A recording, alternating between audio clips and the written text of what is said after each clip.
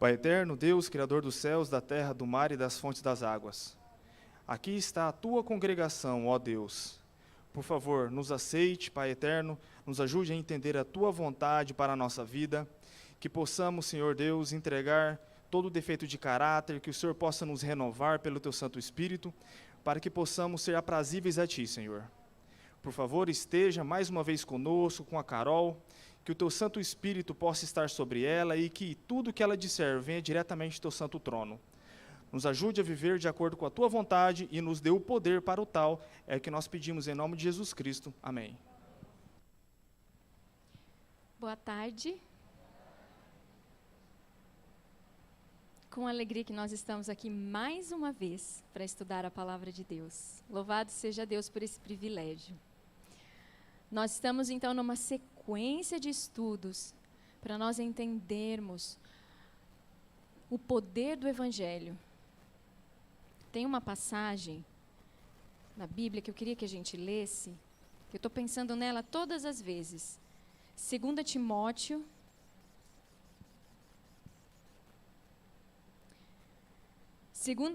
capítulo 3,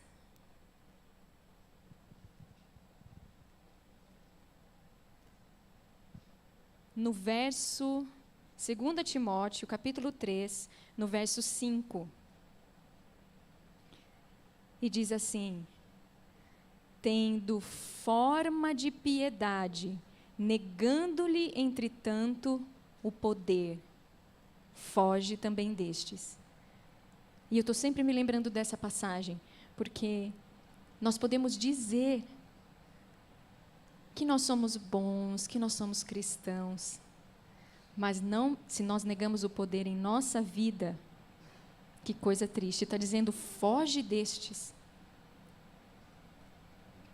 E nós estamos estudando aqui justamente os passos da parte de Deus e da nossa parte. Ele nos atrai, qual que é a nossa parte? Não resista. Ele nos atrai através de mensagens, através da Bíblia, através do espírito de profecia,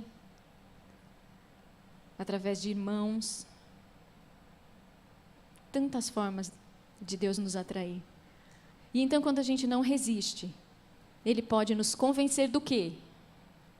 Quem estava nas mensagens? Do pecado, da justiça e do juízo. E quando Ele me convence do meu pecado, qual é a minha parte agora?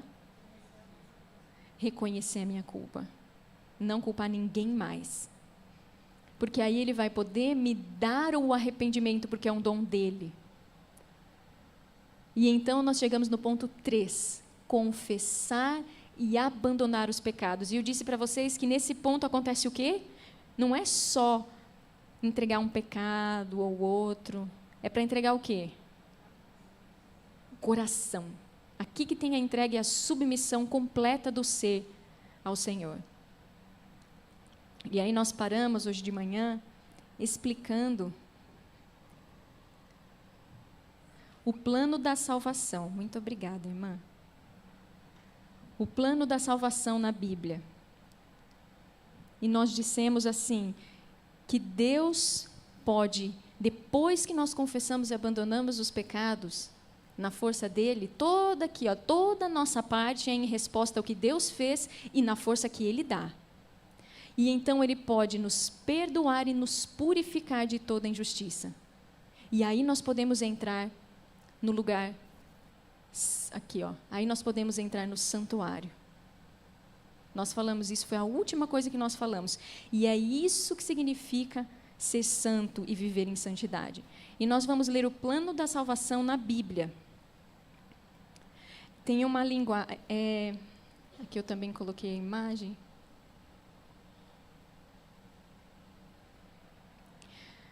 São duas versões diferentes. E enquanto a gente vai ler, nós vamos pensar no santuário. Tem pessoas em casa que estão me perguntando assim, irmã, o que é isso que você fala?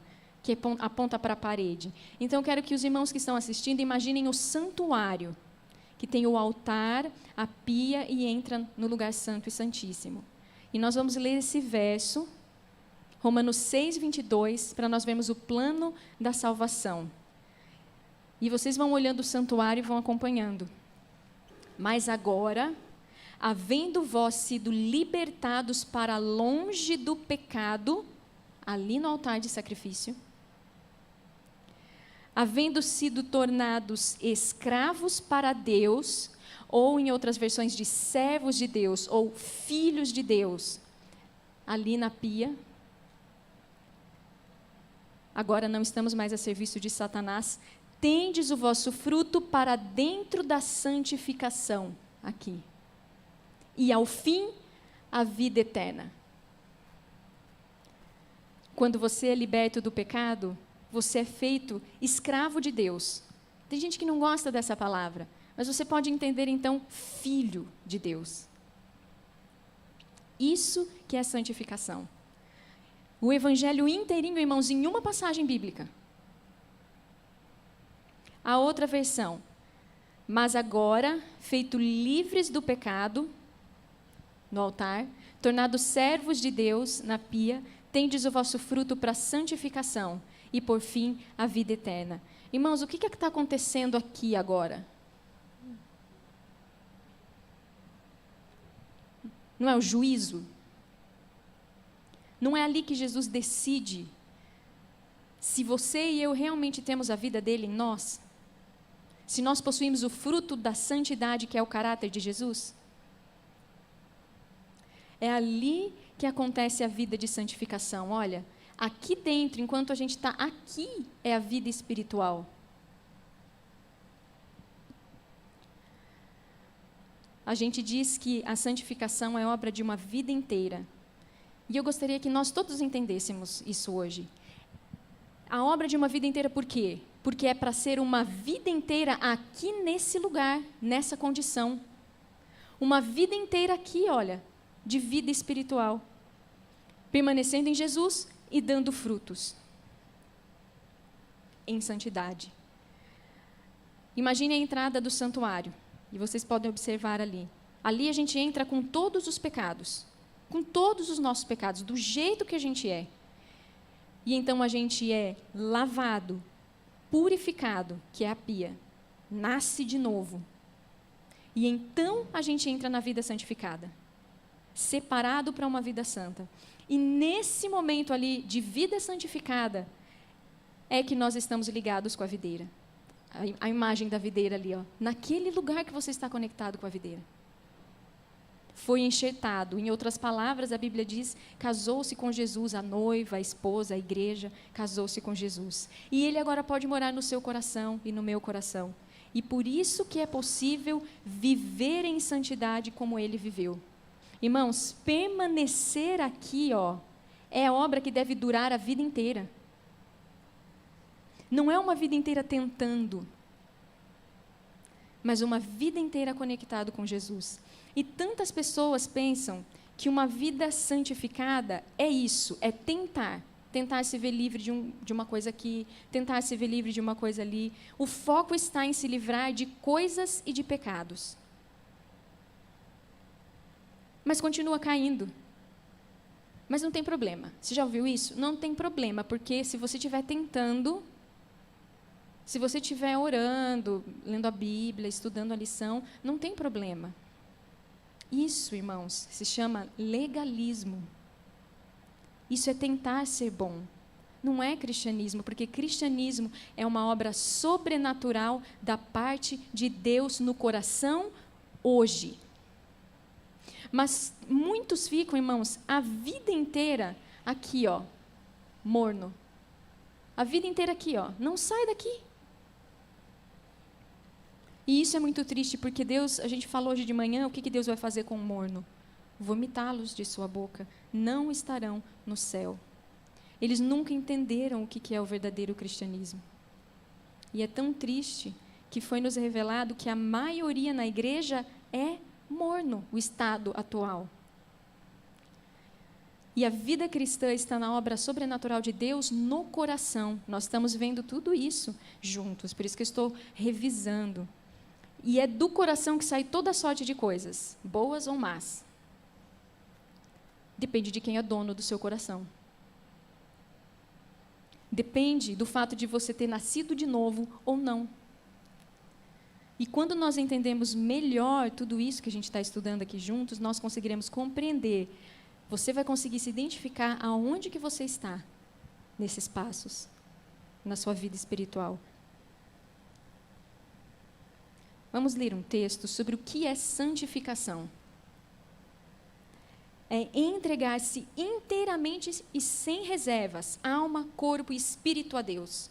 Lidar com justiça, amar a misericórdia, andar humildemente com Deus, saber e cumprir a vontade de Deus sem consideração para com o próprio eu e o seu interesse, ter mente espiritual, pura, abnegada, santa, sem mancha, nem mácula. Isso é santificação. Que coisa mais linda! Isso é estar inteiramente rendido, submisso e entregue a Deus. Irmãos, toda vez que uma pessoa cai em tentação, ela está aqui e ela cai em tentação. Você pode estar em 2 lugares ao mesmo tempo? Então, se você cai em tentação, você vai para onde? Para lá. Você volta lá para o altar de sacrifício. Que a gente não se engane a respeito disso. Nenhum sacerdote, algum sacerdote podia entrar no lugar santo com pecado. Porque o que acontecia com ele? Morria. Seria destruído. Mais um texto. Santificação é um estado de santidade por dentro e por fora, sendo santo e sem reservas do Senhor. Não na forma, mas em verdade.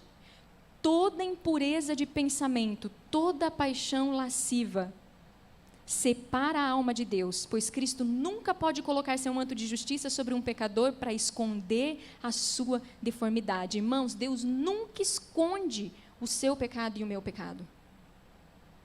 E tantas as pessoas acreditam que mesmo que elas pequem, elas continuam cobertas com a justiça de Cristo. Se a gente crê assim dessa forma, a gente acabou de fazer de Jesus o ministro do pecado. Então quer dizer que ele veio morrer por mim para me dar licença para pecar? Ele veio me cobrir em pecado? Já pensou que coisa absurda? Fazer de Jesus um ministro do pecado, dando licença? Então agora podem continuar. Porque eu já morri por você, pode continuar pecando. Já pensou? O pecado deve aparecer como pecado, a culpa deve ser discernida, a consciência deve ser despertada, o pecado abominado e vencido pela graça de Cristo. Então, no lugar da contaminação, estará o puro amor de Jesus. O homem é uma nova criatura em Cristo, ele está santificado. E Deus vê o nosso coração, Deus vê o que vai no íntimo, na nossa mente. E se nós permitirmos que Satanás volte ao trono do coração, Deus não está ali. Deus não aceita um trono dividido. Não dá para servir a 2 senhores, é impossível. Então, o que é santidade? Total submissão a Deus, sem inconstância. Uma hora sim, uma hora não. Veja na Bíblia. Mas, graças a Deus, que tendo sido servos do pecado, obedecestes de coração à forma da doutrina que fostes entregues, e libertados do pecado, fostes feitos servos da justiça. Irmão, você percebe nesse verso? Ou você é servo do pecado, ou você é libertado do pecado. Ou é uma coisa, ou é outra. Mais um texto da Bíblia. Como filhos obedientes, não vos moldando com as concupiscências que antes havia em vossa ignorância. Mas como é santo aquele que vos chamou, sede vós também santos em toda a vossa maneira de viver. E é isso que o lugar santo representa. Quando a gente entra numa vida de santidade. É isso que quer dizer ser de santos diante de Deus. Quer dizer, vivam ali dentro. Ali é o refúgio e a fortaleza de Deus. Santidade não é arrebatamento. É inteira entrega da vontade a Deus. É viver por toda a palavra que sai da boca de Deus. É fazer a vontade do nosso Pai Celestial. É confiar em Deus na provação, tanto nas trevas como na luz. É andar pela fé e não pela vista. É apoiar-se em Deus com indiscutível confiança, descansando em seu amor. Inteira entrega da vontade a Deus. A gente conhece esse verso. Sem a santificação, quantos verão a Deus? Ninguém, porque Deus não pode nos salvar, a menos que nós sejamos santos aos olhos de Deus, não é aos olhos dos seres humanos. Porque aos olhos dos seres humanos a gente pode parecer. Ser santos aos olhos de Deus. Mais um texto. A verdadeira santificação não é nada mais nem menos do que amar a Deus de todo o coração e andar irrepreensivelmente em seus mandamentos e preceitos. Santificação não é emoção, é um princípio de origem celestial, por isso que a gente coloca a videira, que coloca todas as paixões e desejos sob o domínio do Espírito de Deus. E essa obra é efetuada por meio de nosso Senhor e Salvador. Irmãos, nós não conseguimos controlar as nossas emoções e as nossas paixões por nós mesmos, mas Deus pode, se permanecermos submissos a Ele. E nós vamos falar um pouco mais sobre o que significa como permanecer submisso ao Senhor mais adiante. Jesus pode colocar todas as paixões sob o domínio do Espírito Santo. Será que nós vamos crer? É uma promessa muito grande. Vocês conseguem entender que isso é uma promessa muito grande? Será que nós vamos crer? Porque a nossa parte, ali o número 4, crer e aceitar. Para que todo aquele que nele crê, não pereça, mas tenha a vida eterna. Mas e se eu não crer? Será que ele vai fazer algo? Ele vai poder fazer algo se eu não crer? Não. Se eu não crer, não. A Bíblia diz que sem fé é impossível agradar a Deus. E como que a gente faz para ter fé?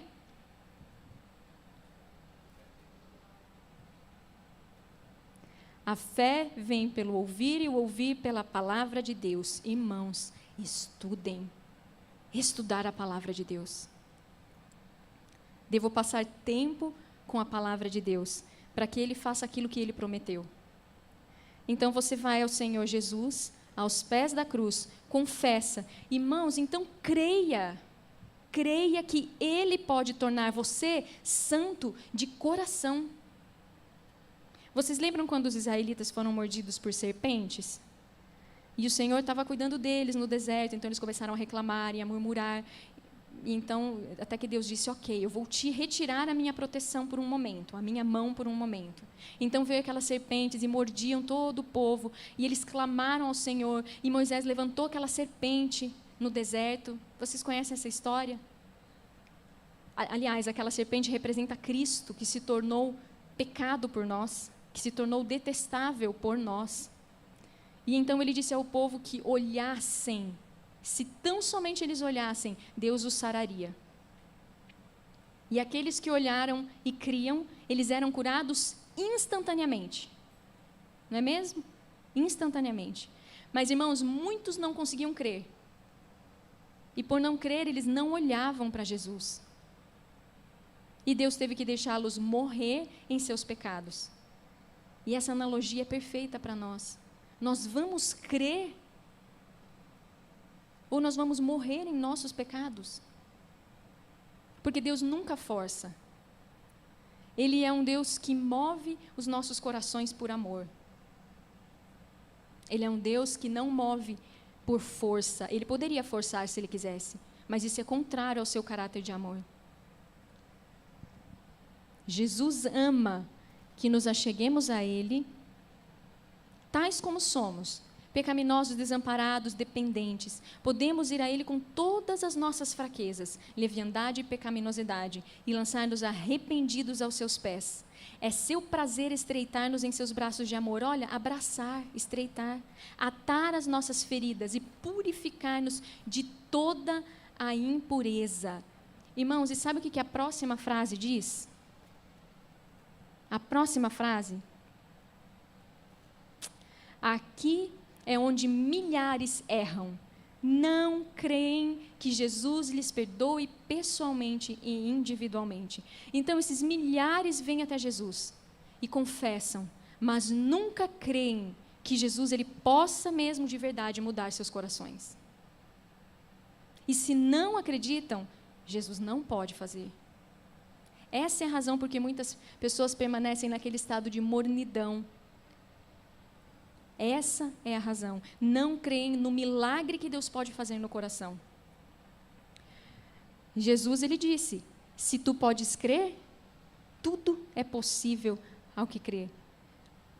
E olha esse texto, o mesmo poder que transformou a água em vinho na festa do casamento é capaz de erradicar todo o mal de nossa natureza. Irmãos, que promessa! E você crê nisso? É o mesmo poder. Transforma a água em vinho e transforma o seu coração também. E salvação não é eu fazendo. É Deus fazendo, é a sua graça, é a sua fé em nós. Creia.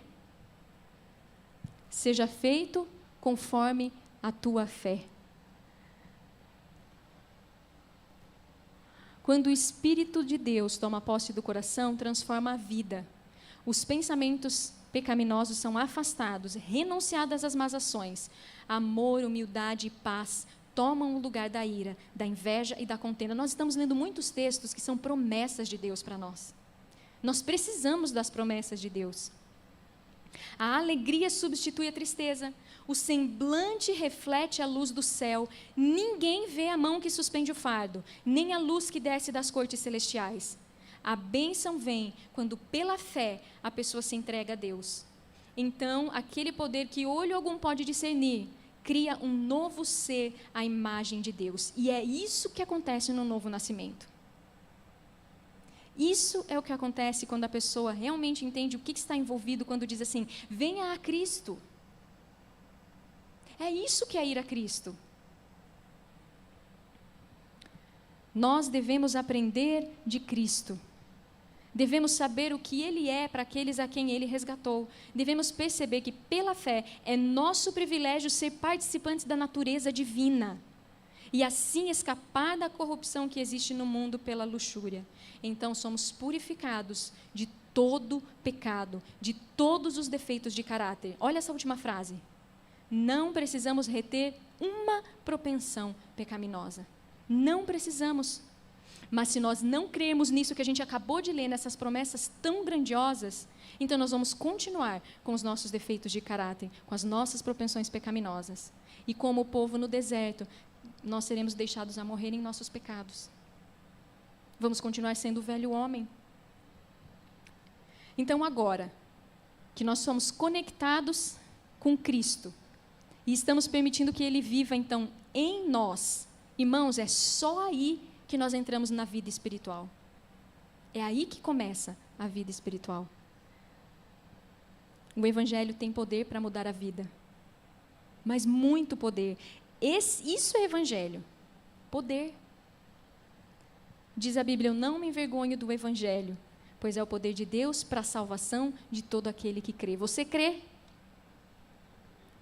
Amém. E sabe, irmãos, ele não diz assim, olha, aqui está o poder, e dá na sua mão e diz assim, viva. Porque o poder está em quem? Está em Jesus. É enquanto você está em Cristo que há poder. Somente enquanto você permitir que Ele habite em seu coração é que há poder. Somente enquanto você for submisso a Jesus é que há poder. Enquanto você fizer a vontade de Deus, há poder. O poder está disponível em Cristo. Agora, eu e você, nós podemos fazer esse poder, esse fluxo de poder do Espírito Santo, parar de correr em nós a qualquer momento. Basta a gente querer seguir nosso próprio caminho. Fazer as coisas do nosso próprio jeito. Mas Cristo conecta a Ele mesmo pessoas como nós, como eu e como você. E aí, então, o Espírito Santo, ele flui para a nossa vida. E a gente apresenta os frutos. Eu sou a videira e vós os ramos. Quem está em mim e eu nele, esse dá muito fruto, irmãos. Não é só fruto, é muito fruto. Porque sem mim nada podeis fazer. Os ramos têm força em si mesmos? Não. De onde vem o poder? Vem da raiz, que é Jesus. A seiva corre através da raiz. Sem Cristo, quanta vida espiritual nós temos? Nenhuma, zero, nenhuma. Cristo é a fonte de poder espiritual implantado dentro de nós. Irmãos, olha essa frase, a última: através de Jesus, os tesouros do céu estão ao nosso dispor. É muito forte isso. Quer dizer que todo o céu, Deus enviaria, irmãos, milhares de anjos, se fosse necessário, para livrar você do poder do mal, do poder da tentação. Todo esse poder está dizendo ali ao seu dispor, ao seu comando, conforme a necessidade e, importante, irmãos, conforme a fé.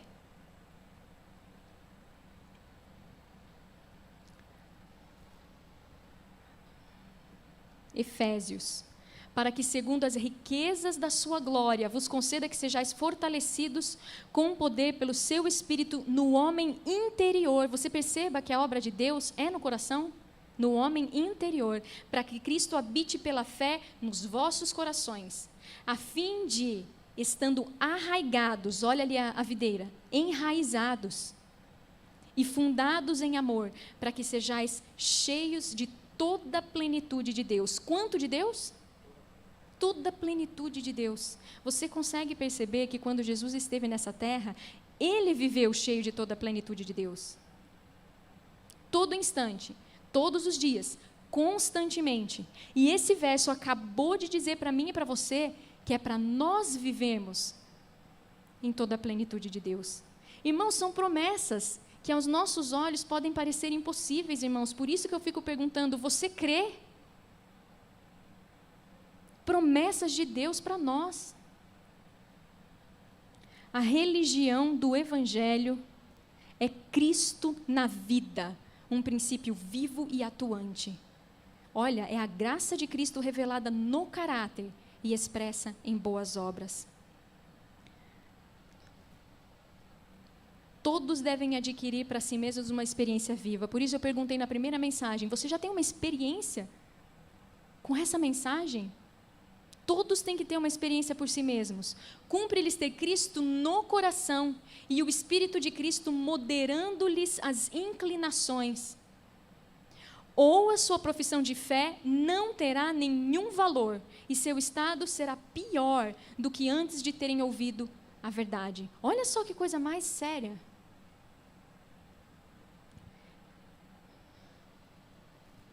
Que o Senhor nos ajude a morrer para o eu e nascer de novo, a fim de Cristo poder viver em nós como um princípio ativo, vivo, capaz de nos manter santos. É isso que Deus deseja fazer por seu povo. Irmão, é isso que Deus deseja fazer por você. Eu não compreendia isso. A vida de Deus na alma é a única esperança do homem. Por qual razão as pessoas serão ressuscitadas na vida eterna? Por terem Cristo. Porque elas estavam unidas a Cristo. Caso contrário, não ressurge para a vida eterna. Precisa haver uma união da alma com Cristo. Como, pois, recebestes o Senhor Jesus Cristo, assim também andai nele, arraigados e sobreedificados nele e confirmados na fé.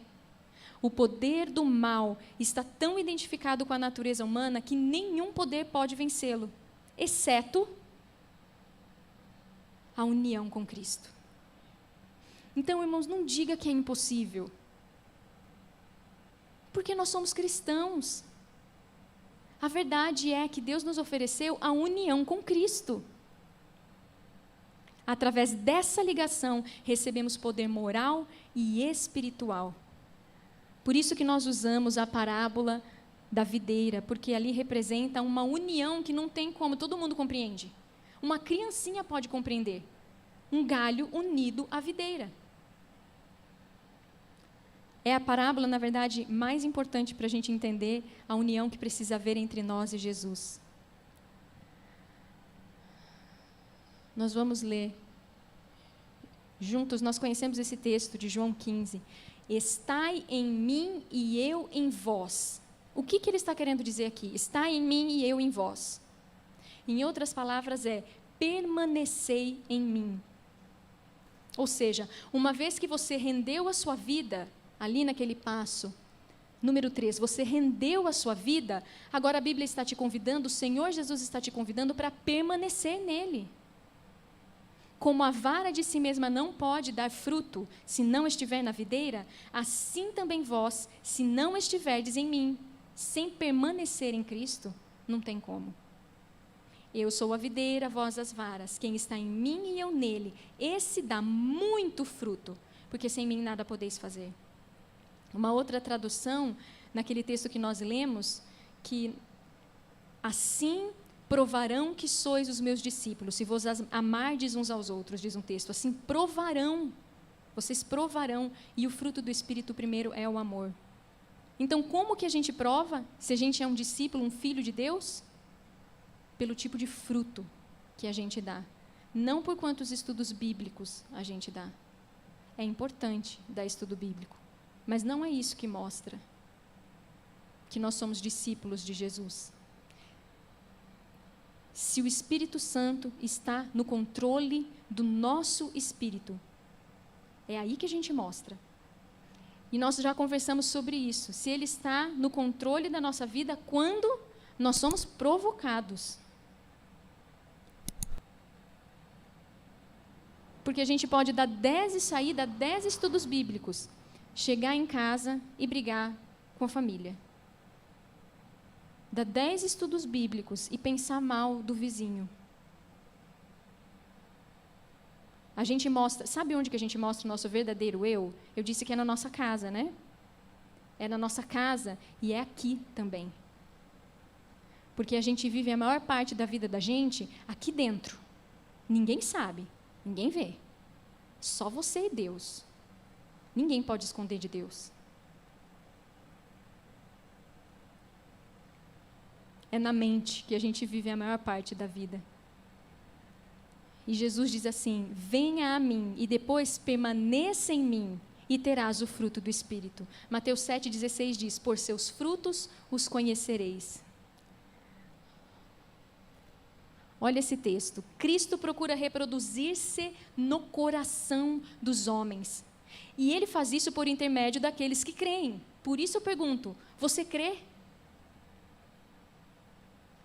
O objetivo da vida cristã é a frutificação. Irmãos, qual que é o objetivo da vida cristã? Dar fruto. Muitas vezes a gente pensa que o objetivo da vida cristã, quem sabe, é dar estudo bíblico e batizar. Mas o que é dar muito fruto? A reprodução do caráter de Cristo no crente, para que se possa reproduzir em outros.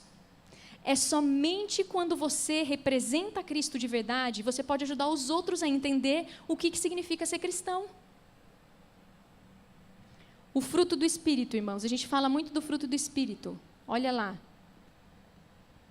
Amor, alegria, paz, longanimidade, benignidade, bondade, fidelidade, para representar Cristo no seu lar. Mansidão, domínio próprio. E quando vivemos pela fé no Filho de Deus, os frutos do Espírito se manifestarão em nossa vida, e quantos faltarão? Nenhum. Nenhum faltará. Então, se você e eu, nós não vemos esses frutos em nossa vida, tem alguma coisa errada.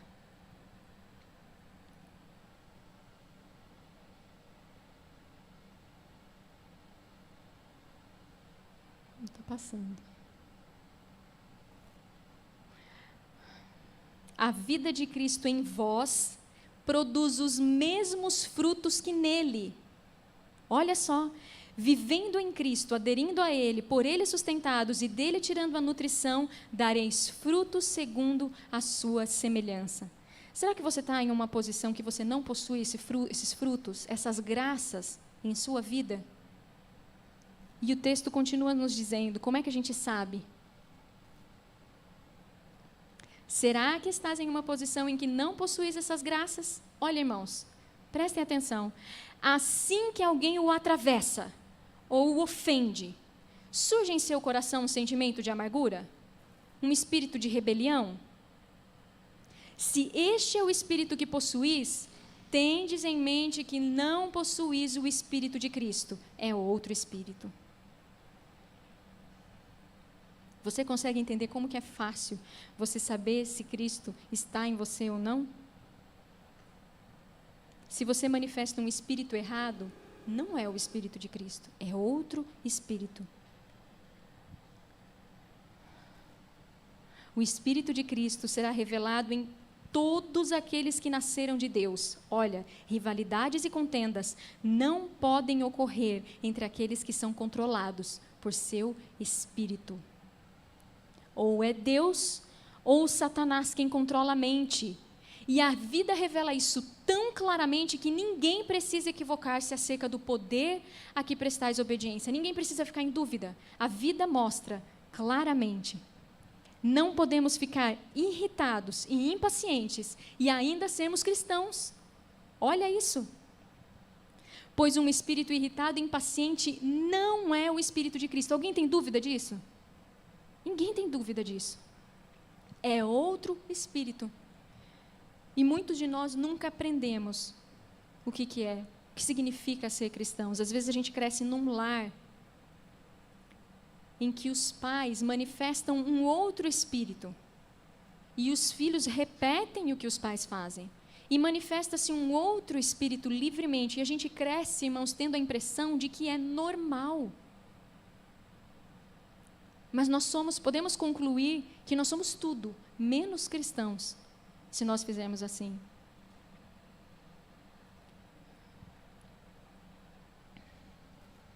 Você pergunta, como aperfeiçoar um caráter cristão? Olhe para a vida de Jesus. Ele é seu padrão. Veja que tipo de espírito ele manifestou e tente mostrar o mesmo em sua vida e conversas diárias. Faça exatamente os caminhos que ele fez. E a Bíblia confirma, olha lá, examine a você mesmo, se permaneceis na fé, ou seja, se você permanece em Cristo. Provai a você mesmo. Ou não sabeis quanto a vós mesmos que Cristo está em vós, se não é que já estáis reprovados. A Bíblia fala a mesma linguagem. O Espírito de profecia nos ajuda a entender como fazer esse teste, esse exame em nós mesmos. Mas você dirá, como é que eu faço para saber se Jesus está em meu coração?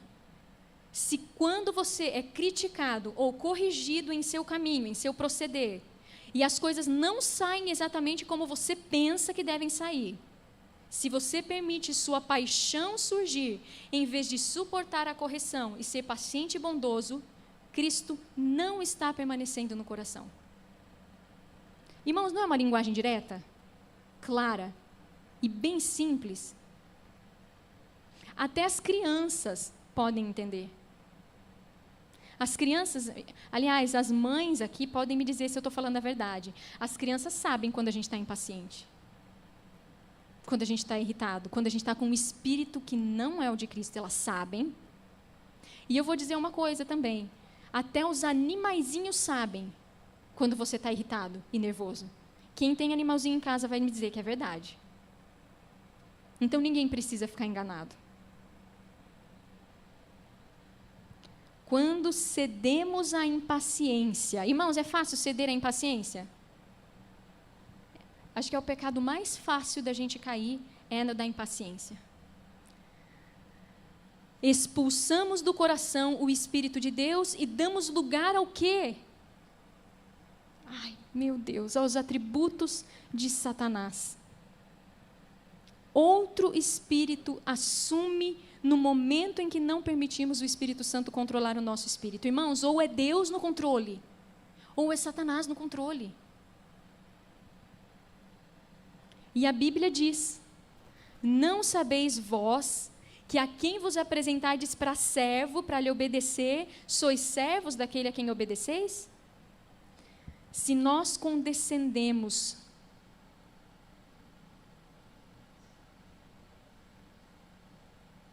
quando cedemos à impaciência, se nós já lemos isso, se condescendemos com a ira, o desejo, a cobiça, o ódio, o egoísmo, qualquer outro pecado, tornamo-nos servos do quê? Do pecado. Em outras palavras, de quem? De Satanás. Ninguém pode servir a dois senhores. Ou se servimos ao pecado, não podemos servir a Cristo. Irmãos, está claro isso? Escolha um dos dois. Não dá para ficar com os dois. Não dá para servir a dois senhores. Lembra do que nós lemos antes? Nós não podemos ficar irritados e impacientes e ainda sermos cristãos. Palavras impacientes, não gentis, pronunciadas em nosso lar. Famílias que estão aqui. Os anjos ouvem. Vocês querem defrontar no registro do céu, nos livros do céu, um registro das palavras impacientes e apaixonadas que vocês estão pronunciando no lar? A impaciência traz o inimigo de Deus e do homem para dentro da vossa casa e espantam os anjos de Deus. Se permaneceis em Cristo e Cristo em vós, não podeis falar palavras de ira. Pais e mães, rogo-vos por amor de Cristo, que sejais bondosos, ternos e pacientes em vosso lar. Não é forte, irmãos? E claro. E a Bíblia só confirma, porque o fruto do Espírito está em toda bondade e justiça e verdade. Então, irmão, se você diz, e eu digo, que eu tenho Cristo, eu creio em Jesus, eu permaneço em Jesus, eu sou cristão, enquanto nós proferimos palavras irritadas, furiosas, de ira, irmãos, uma outra coisa, sarcasmo, deboche, isso é satânico. Nós estamos querendo dizer que Cristo está produzindo em nós essas palavras. Não é a mesma coisa? Se eu digo que eu sou cristã, se eu digo que eu tenho Cristo, e eu fico muito irritada com o irmão que está sentado aqui, é a mesma coisa de eu dizer que Cristo está produzindo isso. Já pensou que coisa terrível? Como se fosse ele o culpado. E quando nós fazemos isso, irmãos, quem tem filhos aqui, nós imprimimos essas características aos nossos filhos. E nós damos a impressão para os nossos filhos e para as pessoas ao nosso redor do seguinte: sim, eu sou cristão, mas não deu para evitar, eu não consegui evitar. E aí você dá a impressão para as pessoas que ser cristão é assim mesmo. E aí a gente inventa desculpas e desculpas, ao invés de permitir que o Espírito do Senhor nos controle. Até quando que nós vamos inventar desculpas para nos entregar livremente à satisfação do nosso próprio temperamento?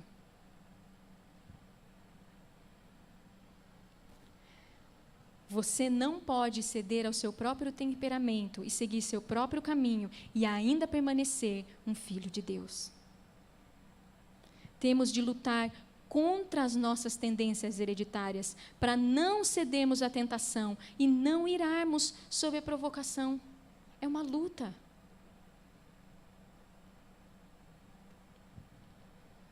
Nós vamos ler mais um texto. Os próximos 2 são textos muito fortes também. O homem que cede à impaciência, o homem ou a mulher, está servindo a Satanás. O próximo. Ninguém engane sua própria alma nesta questão.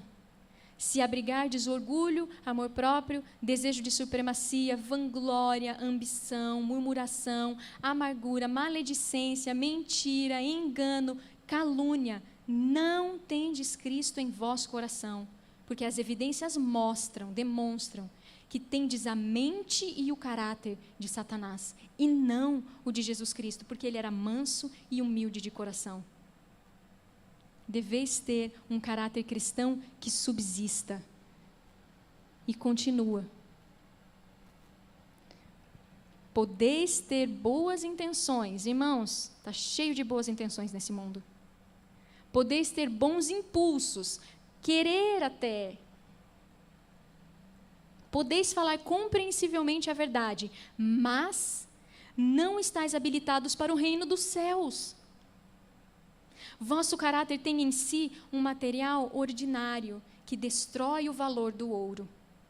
Não alcançastes a norma, não tendes em vós o cunho divino, e os fogos da fornalha consumir-vos-iam, porque sois ouro inútil e falso. Isso é muito sério. E a Bíblia confirma. Porque olha o que diz: se tendes amarga inveja, sentimento faccioso em vosso coração, não vos glorieis, nem mintais contra a verdade. Ou seja, esse tipo de fruto, se você está ligado com a videira, você não apresenta esse tipo de fruto. Essa não é a sabedoria que vem do alto, é terrena, animal e diabólica. Então a Bíblia diz que se você diz estar em Cristo, enquanto você possui essas demonstrações de pecado, você está mentindo contra a verdade. E se você ler 1 João, fica mais claro ainda. Eu amo a palavra de Deus, irmãos, porque é tão claro. E esta é a mensagem que dele ouvimos e vos anunciamos, que Deus é luz e não há nele trevas algumas. Se dissermos que temos comunhão com ele, que é o que todos nós dizemos, e andarmos em trevas, mentimos e não praticamos a verdade. Mas, se andarmos na luz, como ele na luz está, temos comunhão uns com os outros, e o sangue de Jesus Cristo, seu Filho, nos purifica de todo o pecado. Você crê, irmão e irmã? E mais um texto da Bíblia.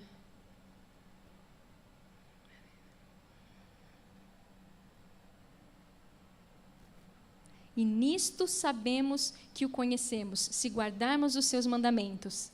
Aquele que diz, eu o conheço, e não guarda os seus mandamentos, é o quê? Mentiroso. E nele não está a verdade. Mas qualquer que guarda a sua palavra, o amor de Deus está nele verdadeiramente aperfeiçoado. Nisto conhecemos que estamos nele. Aquele que diz que está nele, também deve andar como ele andou. A Bíblia é muito clara e muito direta. Então, agora você pode dizer, se você está em Cristo ou não, dizer para si mesmo. Porque se você estiver andando como ele andou, então sim, você está em Cristo, Cristo está vivendo em você. Se você tiver o mesmo espírito dele. Talvez você diga assim, eu guardo os mandamentos. Olha lá, eu guardo os mandamentos. Guarda mesmo? Você cumpre os princípios dos mandamentos de Deus em seu lar e em sua família? Você nunca é rude, descortês, indelicado no círculo familiar? Porque se você manifestar falta de cortesia em seu lar, não importa quão alta seja a sua profissão, estará violando os mandamentos de Deus. Você percebe que o cumprimento da lei é o amor? E o amor é paciente e bondoso e gentil? E não importa, irmãos, o quanto a gente pregue sobre os mandamentos para os outros. Se você falhar em manifestar o amor de Cristo a outras pessoas em seu lar, você é um transgressor da lei. E isso é muito sério.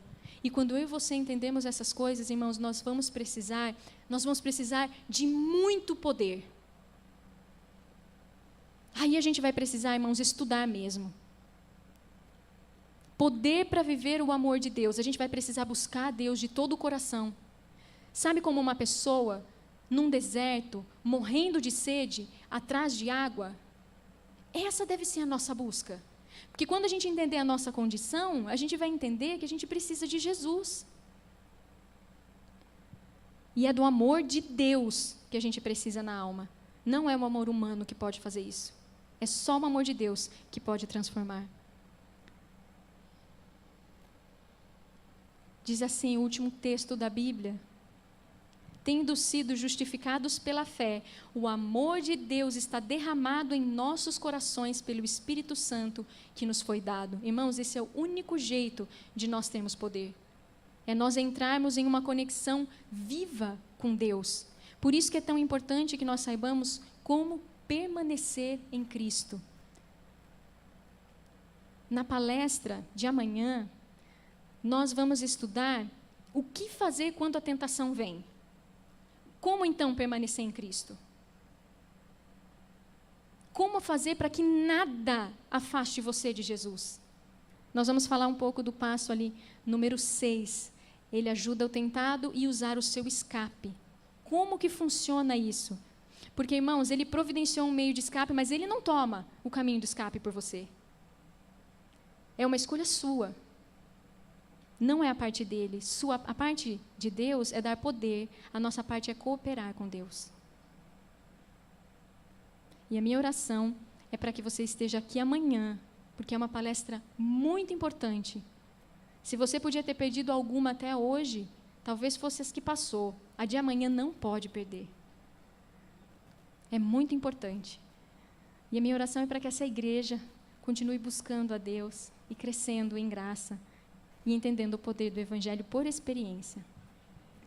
Nós vamos nos colocar de joelhos, quem puder, para orar ao Senhor.